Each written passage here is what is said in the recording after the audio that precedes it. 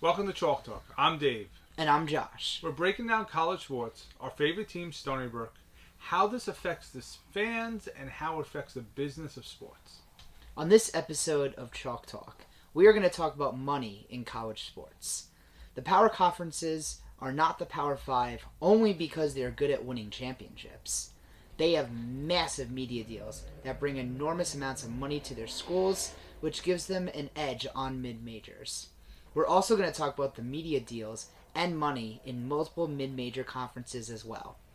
Do you realize that these big conferences, Josh, have so much money they don't have to worry about it? I thought you mentioned the other day that they bring in billions of dollars. And how can they do that? Well, sometimes I'm worried about our state schools who are just having trouble filling their scholarship athletes and paying them. Why is this so prevalent now throughout college sports, and what's going on? So the first thing you have to realize, everything revolves around money. And you want to know what brings the most amount of money to colleges? Football. All of these Football, of course it's football. It's always football. Yeah, it's football. That's the that is generally the beginning and the end of the majority of the money that athletics makes for schools, because football is extremely popular. A lot of it sells out stadiums. People have developed like a culture around going to football games, and you see it. The NFL is the most popular league in the USA. But yes, the NFL. But what about like the Big Ten? How much does a Big Ten get on like media rights? So just on media alone, they have a 7-year, $8 billion deal. $8 billion? Yes. Oh my God, that's crazy. Oh yes. But wait a minute. And if you're in the Big Ten, don't you get also? You sell merchandise to people that go to your games? Yeah, you sell merchandise, you sell sponsorships, you have brands. It is and ticket revenue. There is so much money into athletics, and especially football. Yeah, but then these deals really affect, if you're going to try to be a mid-major going on, how the heck do you compete? We start talking about the conferences, but if we're just saying how much the Big Ten get, are the other power conferences getting just as high amounts? Well, power conferences, yes. Okay. The mid majors, not as much. So if you were to go through the power conferences, you have the ACC. They have a 20-year deal at around $4.8 billion. Right. So about $240 million a year. If you look at the Big 12, they have a 13-year deal worth $2.6 billion, about $200 million a year. And if you look at the SEC, they have a 10-year deal worth $1 billion, or about $100 million a year. So they're bringing in enough money that they can cover all of their athletics, that even though they have to have athletics for both swimming, lacrosse, and track and field, basketball, whatever, they don't have to worry about that because the media deals bring in so much to do it. And I think now, if you start thinking about it, that becomes the cornerstone of those schools, because they're able to use it not only to bring in athletics, but now it brings in all kinds of other revenue for the whole school. So the school's money issues don't happen as much as you would see in the mid-majors. I definitely see what you're saying. A lot of times people and even like scientists and like powerful people with lots of money will look at a name like Florida, Alabama, Clemson, all these like great named football schools, and because of smart decisions from colleges and because of their name, you will have either colleges investing in their academics. Like I remember we went to Florida, yeah. and they had like beautiful buildings. They had beautiful labs. Well, when we saw that the band field alone, you could see how much they spent on it. And we were walking across Florida, and you could imagine where the money was flowing. You could see it everywhere. And then we went into that stadium. The stadium was beautiful. Yes, and it was it was massive. It held lots of people. They sold lots of tickets, and this was during the holidays. Like generally like during the holidays, teams don't sell out their stadiums nearly as much. But man, the game you and I went to there, there were a lot of people there. It was packed, and it was packed for a no-name school. The Gators were playing Stony Brook, so we went to support Stony Brook. We flew down to Florida to do that, which was great. But even that, you could see they just went for the excitement and everything else, but they had so much money it didn't matter to them. Yeah. That reminds me of like even when I went to Hofstra, and we went to a Hofstra game, they were just handing out T-shirts for everywhere we walked in. They just gave those away because it didn't matter. Where when you start talking to mid-major schools, you're not giving those away. You're trying to get people to buy different T-shirts and memorabilia for it because you need the revenue. So when you start thinking about this really affects when we start thinking all about sports and how this works. If each school who's in these power conferences are now getting money, they can really keep their facilities and programs going. But what does the mid-majors receive? How do they even compete? So I think to answer your question, in some respects they don't compete. Now That's sad, Josh. That's completely sad. You know that. I'm like upset now. Yeah.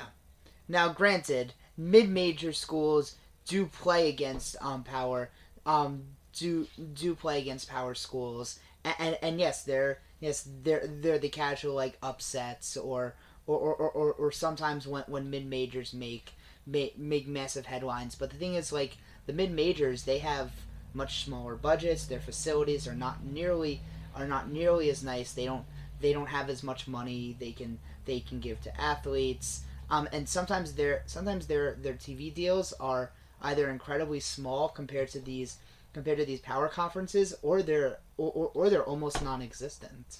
That's crazy. So like where this makes the competing on this in any college sport, it's not like you're competing apples to apples anymore. It reminds me of like the Moneyball stuff, that what was going on with the Oakland A's when the Red Sox, and you could see they were not even in the same league.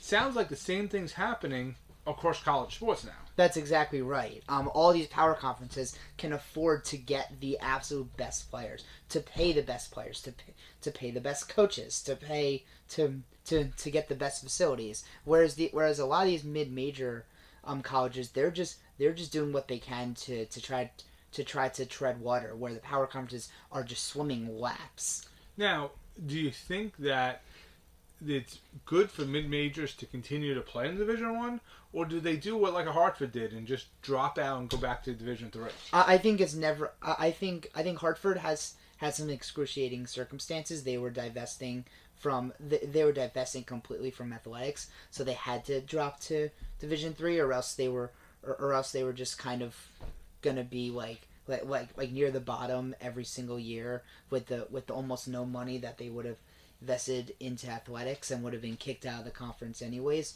But I still think it is good to invest into athletics. Even that one off when you have teams when you have like your mid-major team beat a Power 5 team or come close, you're getting exposure because you're going on their TV network. You're playing them, and you're gonna be on ESPN. It gets your name out there. Better than any other. Oh, I agree. Play. I completely agree, and I love college sports. You know that. Yes. And I think it really gives you exposure. I can remember in Stony Brook when went to the World Series and we won in baseball. Yeah. That exposure was great, and I've seen it a whole bunch in football and in basketball with any of the mid-majors, because not only we follow it, but not everybody does. So you can really see what's going on. But now you start thinking about this now.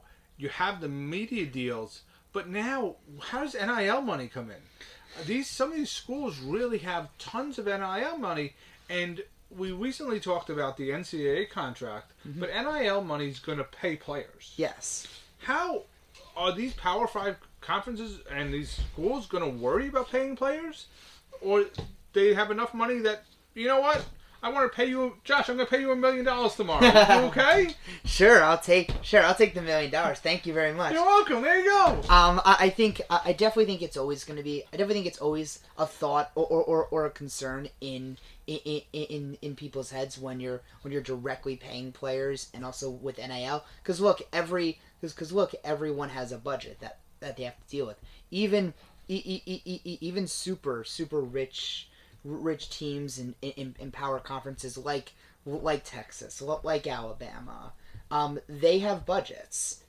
So they do have to make sure that they are balancing the books. However, their budgets are just magnitudes higher than mid majors. It's crazy. It is, and it just makes it so you want to compete and you want to get ahead, but it's like what you're striving for. Everybody's striving to be in that conference and what they can do with it. The more they can strive for it, the better they're going to be. That's exactly right. And I think that's where this is all going to come down to. The other thing I was looking at recently was some of these facilities, like these best facilities in the world, like at Alabama and Clemson, they're all in SEC. So you could see how the money's coming back to offer these best facilities. But I think it's not just. I think it's not just the SEC. I see beautiful facilities in the Big 10, in the Big 12, in the ACC.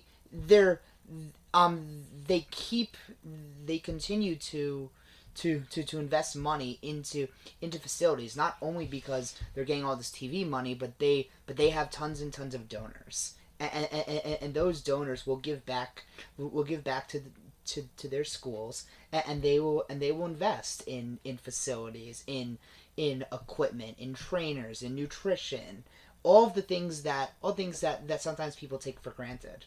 Right, but I think that's great, and I think it's great for them to do. But I think if we start thinking about the mid majors, what could the mid majors do? And I think what the mid majors could do to start to try to rival some of this money is starting to make that culture of inclusiveness, make the players feel like they're part of a team, and really feel like they're part of a family that really is great. And I know I've seen a number of players who go to the mid-majors feel like they get a great education.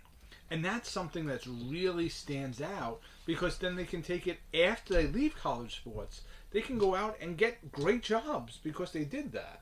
That's exactly right. I think the best thing for mid majors is try to figure out what you're good at. Like our school, Stoneberg, we're very good at giving people an education to get them to get them a good job after they graduate, whether that's in athletics or not. Let's take advantage of that.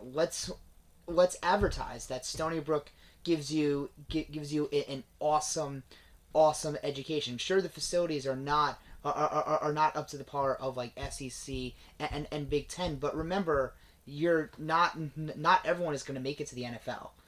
Of course not. They're not. But they're not going to make it to the NFL. They're not going to make it to the major leagues. They're not going to make it to the NBA. We know that. Right. So since we know that, now giving them that other level is exactly what they need, because they're going to be successful.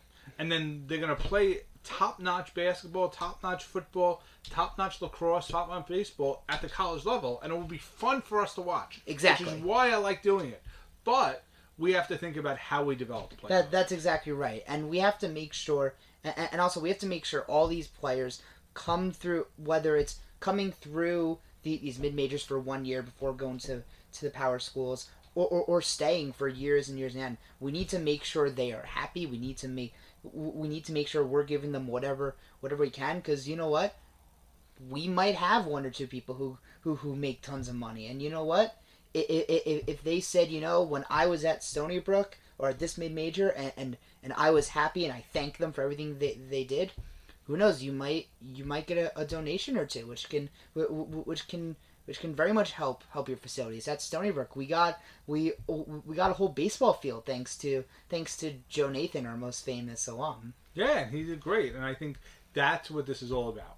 So I think if you really like your mid-major and you're following it, maybe you should give back a little bit. I think every $50, $20, it all helps. Mid-majors have this issue. We've been trying to give back as much as we can. Please support your mid-majors. This is Dave and Chalk Talk. And I am Josh. It's been a pleasure talking tonight. And just remember, money is the key to all college sports. I completely agree. And if you like what you're listening to, please like and subscribe. Have a great night. Thank you.